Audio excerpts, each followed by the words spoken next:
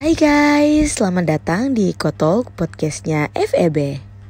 Jangan lupa like, comment, and subscribe. Assalamualaikum warahmatullahi wabarakatuh. Halo, selamat datang di podcastnya FEB episode pertama bersama saya Wahyu Nur, mahasiswa program studi manajemen Fakultas Ekonomi dan Bisnis Universitas Hasanuddin angkatan 2018. Oke, hari ini tentunya sangat spesial karena di tengah-tengah kita sudah kehadiran sosok pimpinan Fakultas Ekonomi dan Bisnis Universitas Hasanuddin. Siapa lagi kalau bukan Bapak Dekan kita yang terhormat, Profesor Dr. Abdurrahman Kadir MSI, CIPM, CMW, CRA, CRP. Selamat datang, Prof. Selamat datang. Assalamualaikum warahmatullahi wabarakatuh. Waalaikumsalam warahmatullahi wabarakatuh. Kalau boleh tahu gimana nih kabarnya Pak hari ini? Alhamdulillah sehat. Alhamdulillah ya sehat. Oke, memulai dengan perbincangan kita bersama Prof. Abdurrahman Kadir. Sesuai dengan tema podcast kita pada pagi hari ini, kita akan berbincang terkait Fakultas Ekonomi dan Bisnis Universitas Hasanuddin.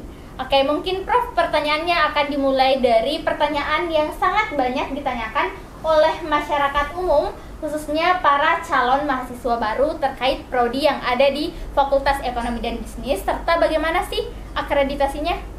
Ini yang mau ditanyakan S1 atau semua prodi? Semua, Prof. Oke, Fakultas Ekonomi dan Bisnis UNHAS itu sudah berusia 74 tahun 2022 ini. Tanggal 8 Oktober kita sudah berusia 74 tahun.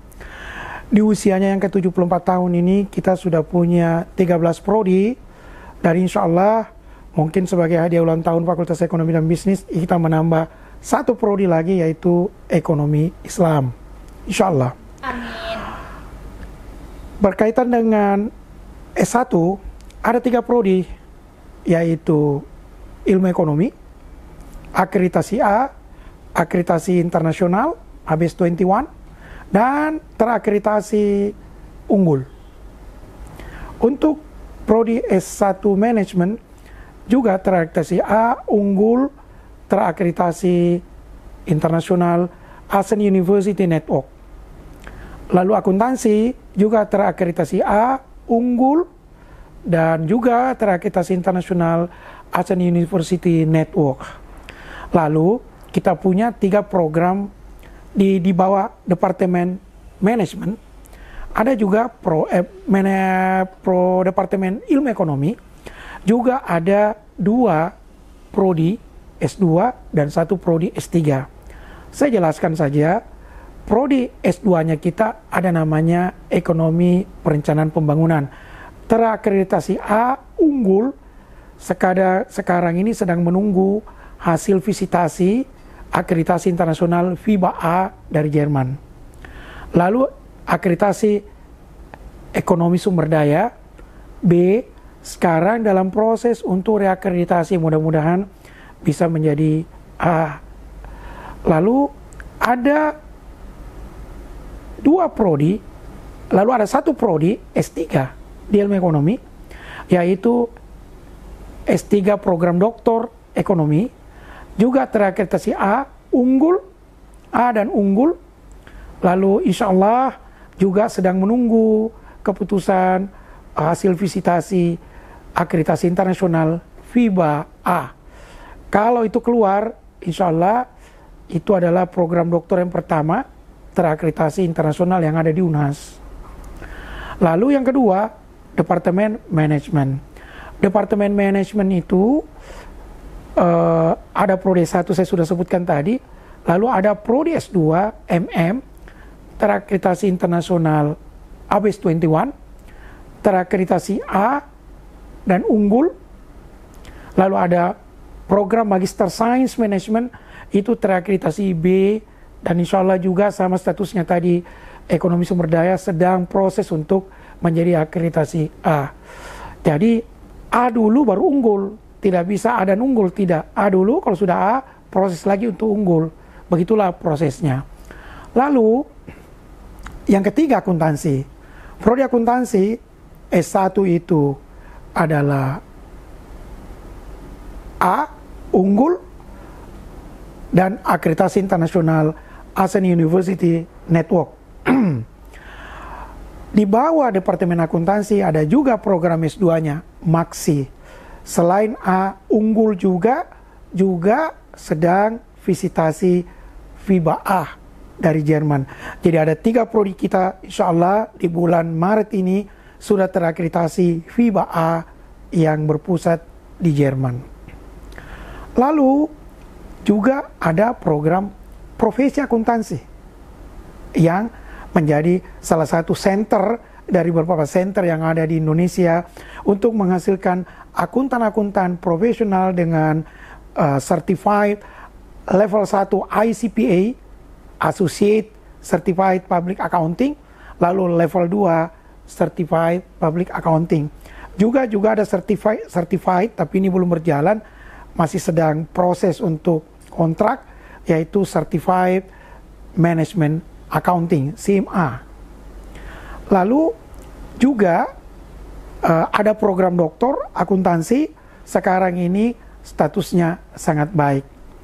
Untuk manajemen juga punya program doktor manajemen, itu statusnya juga sangat baik.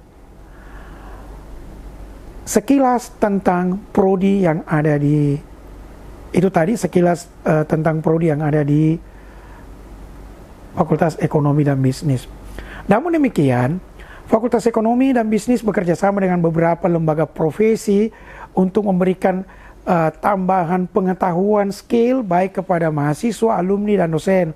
Di antaranya adalah kita sudah bekerja sama dengan Associate Certified Wealth Management. Lalu kita juga bekerja sama dengan Certified Risk Management. Juga bekerja sama dengan Certified Project Management. Karena bagaimanapun juga pengetahuan itu kan tidak akan pernah berhenti, sehingga kita selalu mengeksplor kemampuan baik itu mahasiswa, alumni maupun dosen. Saya kira kalau kita lihat dari dari akreditasi, kelihatannya Fakultas Ekonomi dan Bisnis UNHAS ini alhamdulillah berada pada kita sebut sebagai on the track a future. Betul. Kasih. Baik, terima kasih Prof atas penjelasannya. Baik, kalau soal akreditasi di Fakultas Ekonomi dan Bisnis seperti yang sudah dijelaskan tadi, sudah menjadi akreditasi yang tidak diragukan lagi. Nah, terkait itu Prof, kita kembali dulu di tahun 2018, di mana di tahun itu saya menjadi seorang mahasiswa baru. Pada saat itu saya lihat bahwa Fakultas Ekonomi dan Bisnis Universitas Hasanuddin itu menjadi fakultas dengan peminat tertinggi di Soshum, dan saya perhatikan track itu semakin naik. Jadi peminat-peminat calon mahasiswa baru semakin menggemari atau meminati di Fakultas Ekonomi dan Bisnis. Bagaimana sih Prof melihat fenomena tersebut? Saya juga merasa terkejut dengan fenomena itu ya. Karena kan kalau kita lihat perguruan tinggi yang ada di Indonesia itu yang paling banyak kan Fakultas Ekonomi dan Bisnis. Betul. Baik itu perguruan tinggi negeri maupun perguruan tinggi swasta. Walaupun itu perguruan tinggi swasta, tapi mereka juga punya reputasi. Itu banyak sekali jumlahnya Fakultas Ekonomi dan Bisnis. Seluruh Indonesia untuk perguruan tinggi negeri saja itu sudah jumlahnya 77. Di antaranya ada 11 perguruan tinggi negeri, bukan 11 sekarang, 14 perguruan tinggi negeri yang ada di bawah naungan Fakultas Ekonomi dan Bisnis dari Universitas PTNBH. Fakultas Ekonomi dan Bisnis berada pada PTNBH karena kita UNHAS ini A juga akreditasinya, lalu berada pada ranking 5 pada Liga PTNBH, ranking 5 juga seluruh perguruan tinggi negeri yang ada di perguruan tinggi yang ada di Indonesia, tidak melihat negeri atau swasta. Yang jelas kita urutan kelima, pun kita juga masuk dalam quiz ranking, kita juga masuk dalam ranking Asia. Jadi banyak hal-hal, tapi bukan itu saya kira faktor penyebab. Kelihatannya trennya memang orang tertarik masuk ke sekolah-sekolah yang memudahkan dia berwirausaha, memudahkan dia mendapatkan pekerjaan, sehingga peminat Fakultas Ekonomi dan Bisnis itu Terutama ini saya sebagai dekan Fakultas Ekonomi juga luar biasa melihat ini, itu 1:40. Wah, luar biasa. Jadi 40 mahasiswa yang mendaftar di Fakultas Ekonomi dan Bisnis Unhas itu 1 yang diterima. Ya, untuk soshumnya, ekonomi dan bisnis itu paling tinggi peminatnya. Nah, kalau kita lihat lagi per departemen, itu tertinggi minatnya itu adalah Departemen Manajemen, lalu diikuti akuntansi, lalu diikuti ilmu ekonomi. Tetapi average semuanya berbanding, katakanlah kalau ilmu ekonomi 1:37, kalau akuntansi 1:38, manajemen 1:40. Jadi boleh dikata sebenarnya average 1:39 kalau kita ambil rata-ratanya. Seperti itulah yang terjadi. Dan kelihatannya ke depan ini minat untuk sekolah di sekolah-sekolah bisnis, sekolah-sekolah ekonomi, bisnis itu semakin tinggi. Karena tentu mereka berpikir kalau mereka tidak bisa bergabung dalam perusahaan, baik itu multinational corporation maupun perusahaan-perusahaan yang ada di Indonesia berbasis lokal, ataupun dia dapatkan ilmunya untuk berwirausaha. Sehingga saya kira memang kita tidak bisa pungkiri bahwa orang makin banyak sekolah bisnis. Ini ada satu tren. Ada beberapa mahasiswa yang dari ilmu-ilmu eksat, kedokteran, arsitektur, malah jadi pebisnis. Banyak dokter yang jadi pebisnis. Betul. Tidak bekerja di rumah sakit. Banyak arsitektur menjadi pebisnis, tidak mengembangkan ilmu arsitekturnya. Karena memang dunia bisnis itu kan menarik. Nah, keunggulannya di kuliah di Fakultas Ekonomi, Anda sudah belajar tentang basic sekolah bisnis. Tadi ini baru kami selesai rapat dengan rektor, bagaimana menciptakan wirausaha ini. Fakultas Ekonomi dan Bisnis ini diminta untuk segera merencanakan dengan baik pelatihan kewirausahaan sebagai certified pendamping ijazah. Itu kita sedang rancang, kita sedang susun. Insya Allah mungkin kita bisa implementasikan di semester depan, karena kita harus mempersiapkan dengan baik. Saya kira begitu. Baik Pak, seperti yang dijelaskan tadi oleh Prof bahwa tren untuk permintaan atau peminat-peminat di Fakultas Ekonomi dan Bisnis itu terus meningkat. Jadi persaingannya juga semakin ketat ya. Tadi di-mention 1:40. Oke, kita kembali membahas tentang kualitas di Fakultas Ekonomi dan Bisnis. Tapi spesifiknya kita akan membahas lebih jauh terkait kualitas dosen dan kualifikasi dosen di FEB Unhas. Bagaimana sih Pak kualitas dosen dan kualifikasi dosen di FEB Unhas itu sendiri? Baik, karena usianya sudah tua ya. Tentu kualifikasi dosennya tentu sudah luar biasa. Saat ini profesor yang aktif di Fakultas Ekonomi dan Bisnis jumlahnya 35 orang. Profesor terbanyak itu dari manajemen, jumlahnya 22 orang. Selebihnya di akuntansi itu ada 12 dan ada di ilmu ekonomi. Ditambah dengan 89%, mendekati 90% dosennya itu berkualifikasi doktor. Dan ingat, usianya masih muda. Profesor kita juga banyak yang masih berusia muda. Selebihnya itu master degree. Tapi sekali lagi saya katakan, pada umumnya dosen yang kita rekrut yang berkualifikasi master, bahkan ada dosen yang saya rekrut itu sedang sekolah PhD di Kyoto University. Di Jepang itu ada 2 sekolah bisnis yang bergengsi, Tokyo University dan Kyoto University. Salah satu dosen muda kita sedang sekolah di Kyoto University. Dosen muda kita ini di ilmu ekonomi ada 3, di manajemen itu ada 4, di akuntansi itu ada yang masih berkualifikasi master ya, ada 5. Alhamdulillah yang melamar itu menjadi dosen adalah semuanya tamatan dari luar negeri. sehingga kemampuan bahasa asingnya tidak diragukan. Tapi bukan itu sebenarnya. Karena proses untuk menjadi dosen itu sekarang ini, di eranya saya ini sedikit ketat. Maka kita lakukan psikotes, berbagai macam seleksi yang dilakukan oleh pihak rektorat. Maka akhirnya kita dapatkan dosen-dosen yang berkualifikasi baik. Dosen muda kami ini tamatan Inggris 1, 2, ada 4 orang yang masih muda yang ngerti sesungguhnya ya, belum menikah. Dari Belanda 1, dari Malaysia 1, dari Jepang 1, dari Jepang 1 yang S2 tetapi yang berkualifikasi doktor 1 dan masih muda. Jadi sudah 2 doktor, insya Allah doktor Jepang kita masih berusia muda. Itu saya berbicara soal kualifikasi dosen. Jadi 90% dosen kita itu berkualifikasi doktor. Dari situ ada 35 orang profesor doktor. Selebihnya masih S2. Tetapi insya Allah tahun ini ada 2 dosen kami berangkat sekolah ke insya Allah di Melbourne Uni di Australia, 2 orang.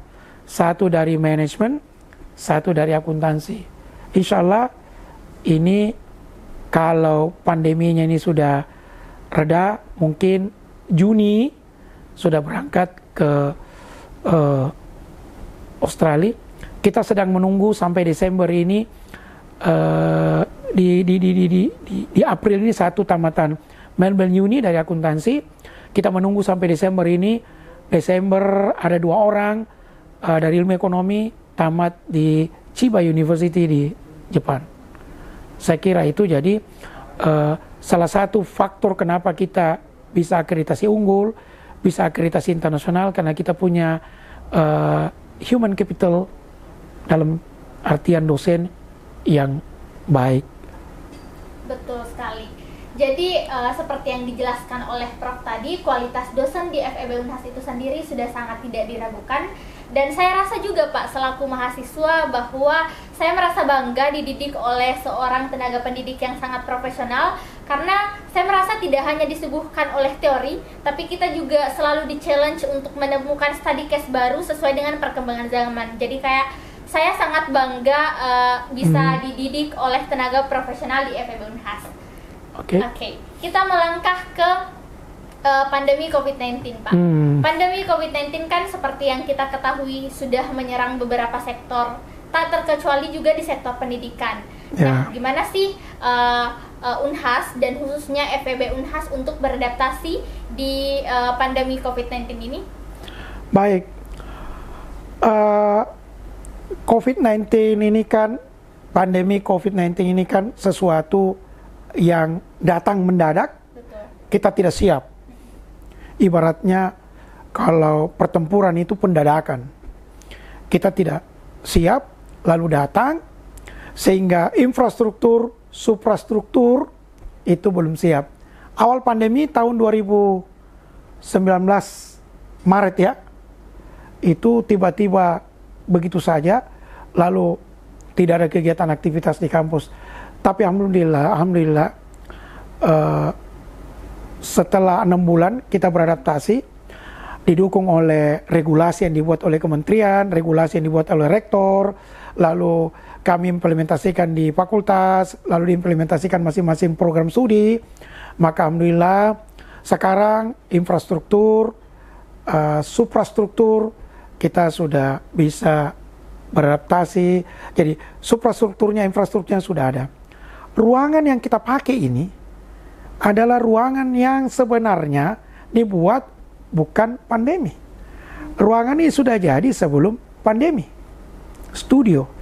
Tapi waktu itu kami buat ini karena kami mempersiapkan kuliah blended learning yang sudah dicanangkan oleh kementerian, bahwa kuliah Fakultas Ekonomi dan Bisnis, karena mahasiswa kita banyak, peminat kita banyak, sementara kita tidak mungkin menambah sarana dan prasarana, terbatas. Oleh karena itu kita bisa menerapkan program blended learning. Studi ini dibuat untuk persiapan blended learning. Nah, datang COVID. Sekarang ini Fakultas Ekonomi dan Bisnis, Anda bisa lihat kami sedang merenov ruangan semuanya. Itu nanti seluruh ruang kelas, tidak satu pun, semuanya adalah ruangan kelas untuk persiapan blended learning. Sebenarnya blended learning itu sistemnya, tapi metode yang kita pakai adalah hybrid. Ada mahasiswa yang ikut kuliah di rumah, ikut kuliah dari kendaraan karena macet misalnya. Ada mahasiswa yang ada dalam kelas, bergantian.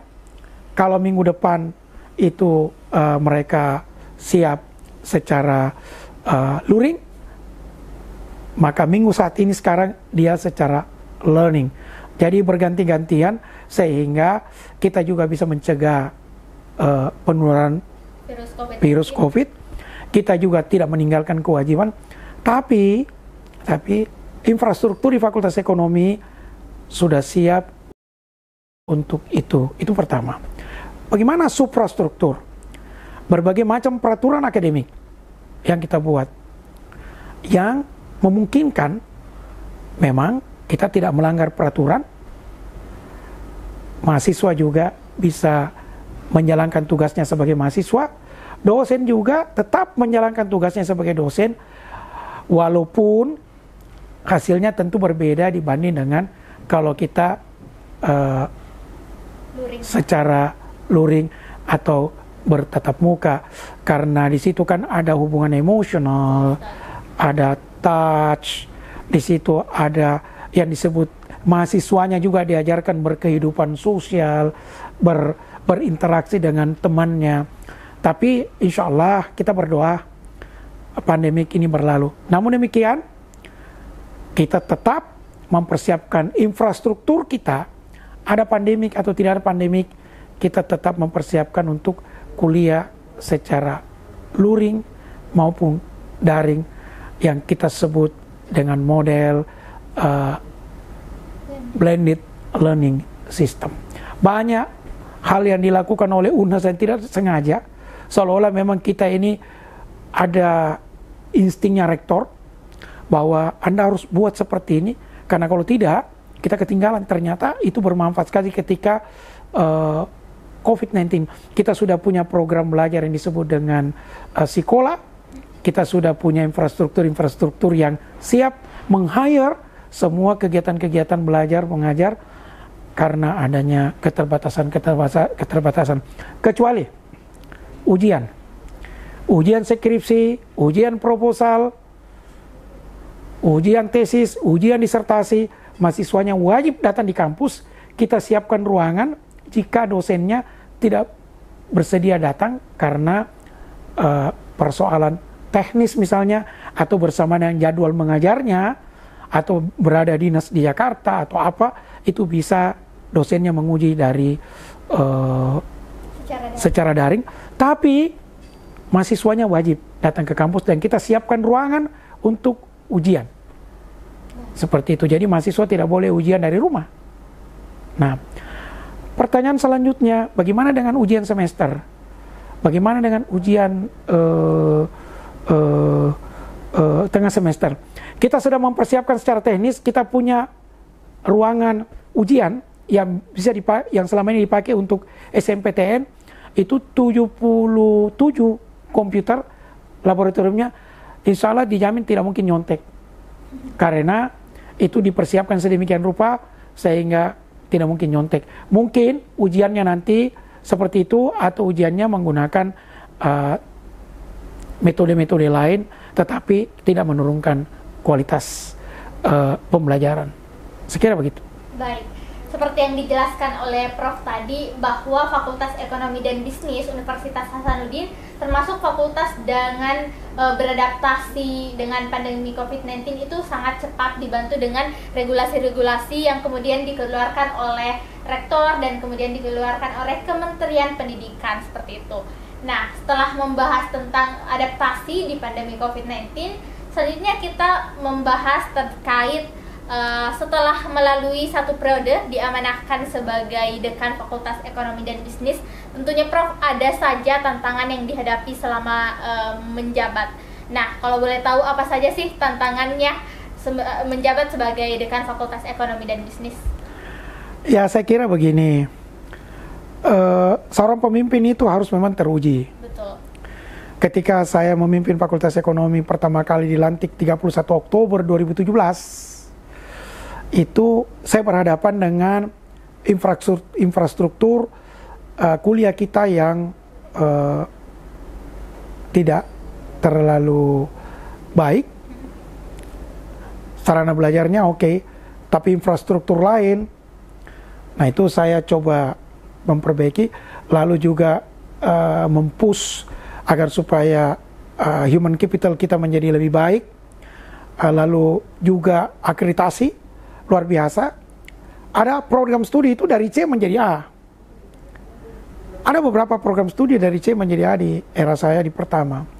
Nah, sekarang kita bicara tantangan 2021, saya dilantik tanggal 13 Oktober 2021 saya dilantik.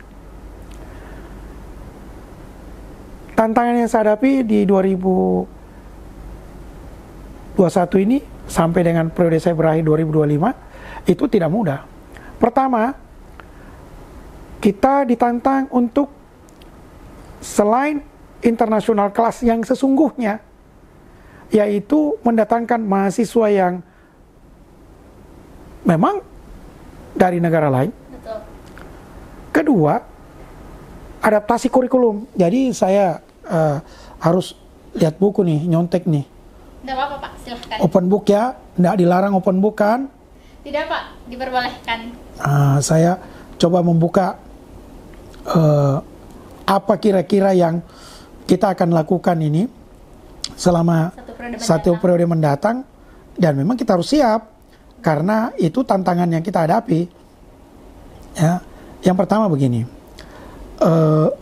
semua dekan itu bermimpi ingin memiliki legacy. Ya, tidak ada pemimpin yang tidak ingin memiliki legacy. Pertama, saya ingin mengimplementasikan Tridharma perguruan tinggi di Fakultas Ekonomi dengan peran unik. Ini sekaligus saya ingin menyampaikan pesan kepada mahasiswa kita dan dosen kita, peran unik Fakultas Ekonomi dan Bisnis UNAS. Apa itu? Engine of Sustained Growth. Kita menjadi mesin pertumbuhan pembangunan yang berkelanjutan. Fakultas Ekonomi harus punya peran baik secara regional maupun secara nasional, jika perlu secara internasional. Punya kontribusi. Yang kedua,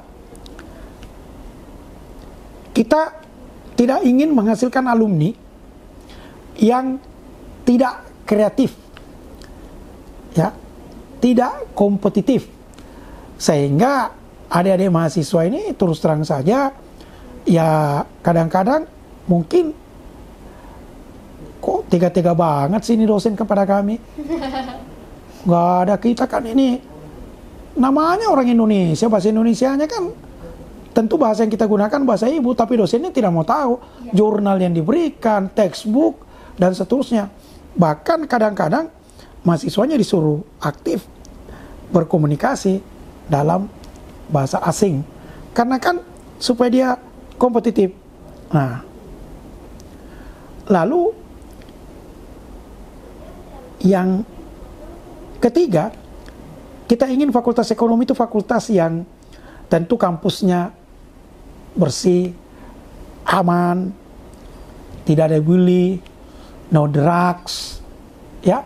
Oleh karena itu kebijakan yang saya buat, tidak boleh kantin jam 6 tutup, aktivitas kegiatan kemahasiswaan di ruang senat tutup jam 6. Karena kita tidak mau ada drugs, kita tidak mau ada persoalan di situ, bahkan alkohol misalnya. Kita cegah, kantin kita tutup. Saya membuat kebijakan tegas soal itu. Saya beri peringatan kepada kantin, kalau buka lewat jam 6, saya tutup kantinnya. Lalu, tantangan keempat, ini kan kita ditugaskan untuk mahasiswanya ya. Ini mahasiswanya nih. Merdeka belajar. Kita tidak mungkin tidak mengimplementasikan karena kita bagian entitas dari institusi pendidikan. Sementara Kementerian Pendidikan sudah menerapkan apa yang disebut memutuskan bahwa perguruan tinggi harus menerapkan apa yang disebut dengan merdeka belajar minimal 20 SKS. Nah, oleh karena itu kebijakan dekan mahasiswa diberi kewenangan, diberi kesempatan untuk menjelajah ilmu lintas kelompok melalui program Merdeka Belajar. Nah, yang kelima, kita ingin mengimplementasikan apa yang disebut dengan pentahelix. Bukan lagi triple helix, tapi pentahelix. Apa itu? Kan kalau triple helix, usaha, pendidikan, bisnis, pendidikan, jadi corporate, pendidikan, pemerintahan. Kalau pentahelix kan ada satu, yaitu reka cipta, komunikasi. Ini kan bagian dari pentahelix. Betul. Kita sedang mengambil gambar, berdiskusi, dan itu nanti masuk ke YouTube atau masuk ke Instagram. Ini kan bagian dari pentahelix. Nah, jadi mahasiswa ini tidak lagi menjadi mahasiswa yang kutu buku, tapi mahasiswa yang kreatif, tapi cerdas. Nah, itu tentu yang kelima tadi. Nah, akhirnya kita katakan begini, di era kepemimpinan saya, baik periode pertama maupun periode kedua, saya selalu mencanangkan apa yang disebut dengan enterprise faculty dan entrepreneurship faculty. Apa enterprise faculty? Entrepreneurship faculty. Kita akan menghasilkan dan berusaha menghasilkan paten sederhana. Apa yang disebut dengan haki. Itu kan bagian dari enterprise. Siapapun yang menggunakan kita punya bahan ajar, siapa yang mau menggunakan kita punya produk-produk, Anda harus meminta izin ke Fakultas Ekonomi. Dan itu bagian dari enterprise. Kemudian itu bisa dibangun jika kita bekerja sama dengan partner strategis kita. Kami punya partner strategis BRI, BNI, BRI, BTN, Bank Mandiri. Kemarin kami kirim 12 orang ke BNI untuk ikut seleksi. Kita kirim orang ke Bank Indonesia untuk ikut magang. Kita kirim mahasiswa kita ke yang disebut dengan Jamkrindo. Banyak kita membangun networking. Karena kenapa? Kita ingin alumni kita itu menjadi excellent alumni.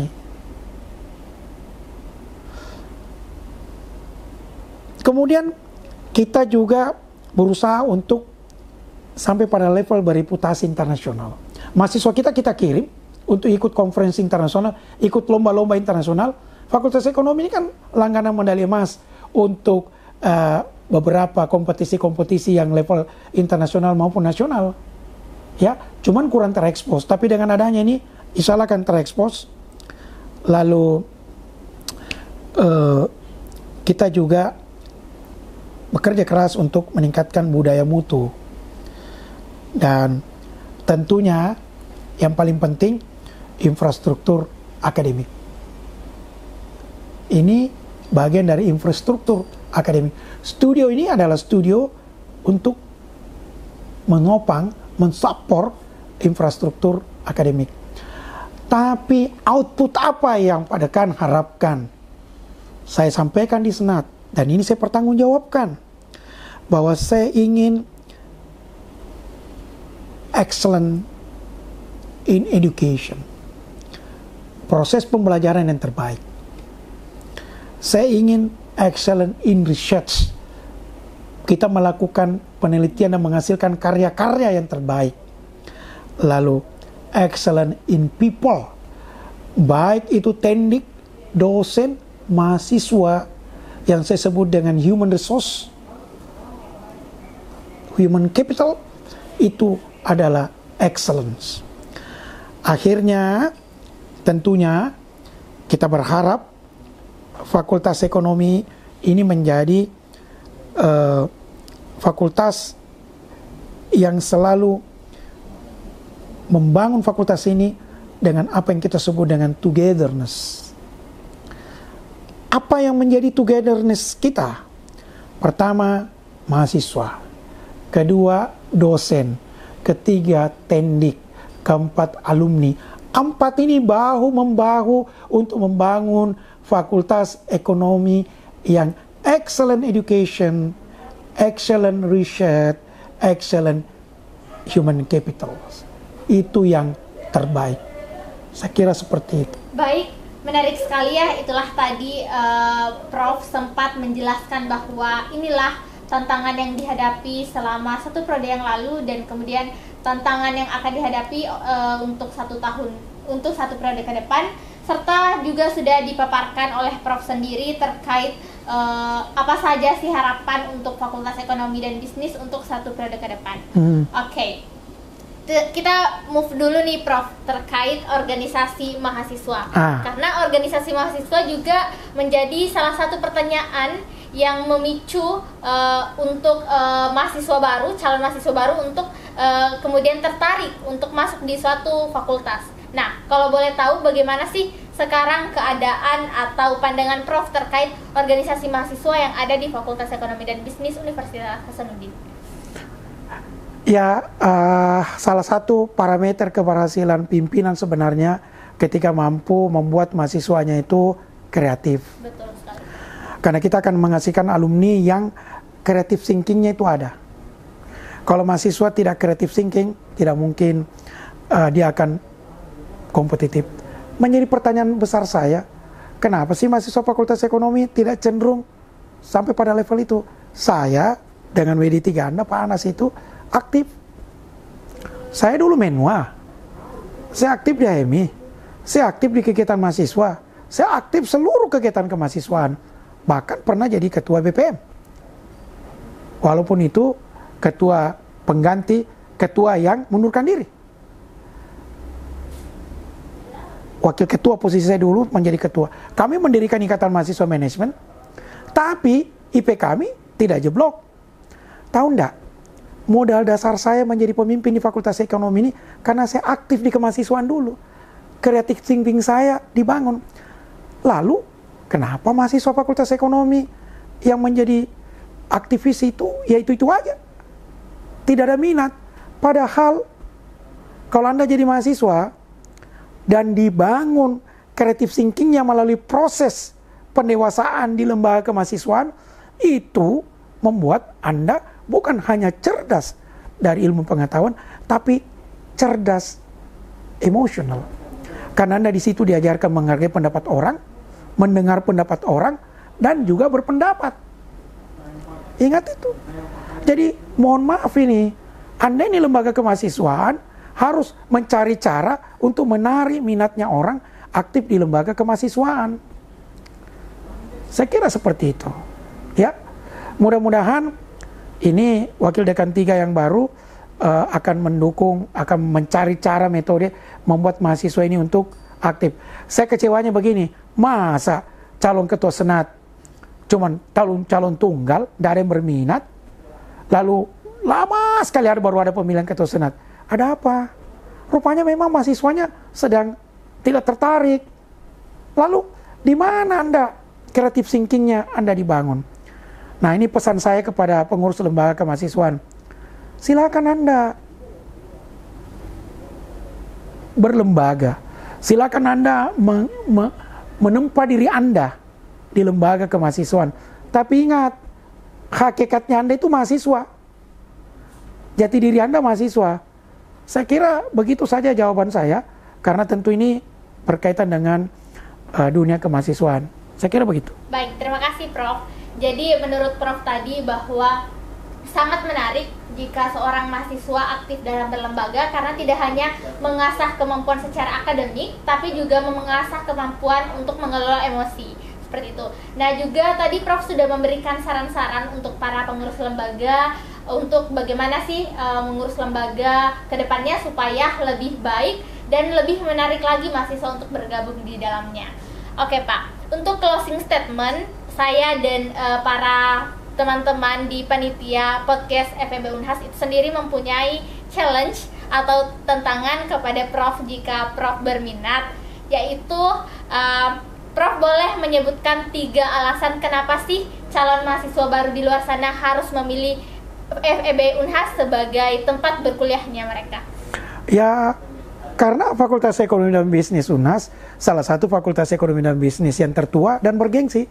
Itu yang pertama. Yang kedua, begini ya, saya itu kalau menandatangani ijazah itu banyak sekali doanya. Masya Allah. Tapi setiap saya baca itu tertulis begini, Muhammad Sobar SE, ya, lulus dari Universitas Hasanuddin akreditasi A, tertulis itu nomor akreditasinya, lulus pada program studi manajemen terakreditasi BAN PT A dan unggul, serta akreditasi internasional nomor registernya sekian. Itu Anda melamar itu kan modal. Betul. Institusinya A, prodinya A, dan internasional itu modal. Lalu Anda punya goodwill sebagai alumni Fakultas Ekonomi dan Bisnis. Kata kunci kedua ya, kalau Anda tanya saya, apa itu? Togetherness. Mari kita bersama-sama mahasiswa, dosen, tendik, alumni saling bahu-membahu untuk menciptakan, tetap mempertahankan goodwill. Kalau perlu kita meningkatkan goodwill kita. Karena bagaimanapun juga nama besar Unhas dan nama besar Fakultas Ekonomi dan Bisnis Unhas kita pertaruhkan di situ. Betul. Lalu yang ketiga, buat adik-adik mahasiswa,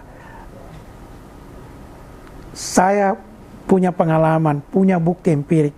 Rata-rata yang sukses di dunia kerja, sukses jadi pemimpin, itu rata-rata adalah mahasiswa yang punya modal, yang disebut modal pernah aktif di kegiatan kemahasiswaan.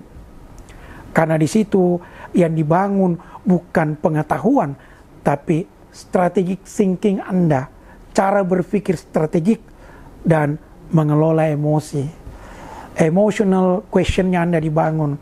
Jadi bukan karena IP-nya tinggi, bukan karena EQ-nya tinggi, tapi dia punya kemampuan apa yang disebut dengan literasi sosial. Literasi yang dimiliki mahasiswa itu 3. Logikal, deduktif, induktif, itu memang cerdas. Literasi kedua adalah literasi sosial, dia mampu bergaul. Kemudian literasi ketiga adalah kemampuan mengambil keputusan. Nah, yang ketiga ini diajarkan ketika Anda jadi mahasiswa. Aktif di kegiatan kemahasiswaan. Saya kira itu. Baik. Terima kasih banyak Pak atas waktunya sudah diajak berdiskusi dan ngobrol bareng terkait Fakultas Ekonomi dan Bisnis. Semoga yang disebutkan tadi, para harapan Bapak untuk Fakultas Ekonomi ke depannya bisa cepat terwujud dan semoga FEB Unhas ini semakin jaya dan semakin menjadi Fakultas Ekonomi dan Bisnis terdepan di Indonesia maupun di kancah internasional. Amin. Oke, maka dari itu saya selaku moderator podcast pada pagi hari ini, Wahyu Nur pamit undur diri. Terima kasih sudah menyaksikan podcast FEB Unhas episode pertama dan sampai jumpa di episode berikutnya. See you.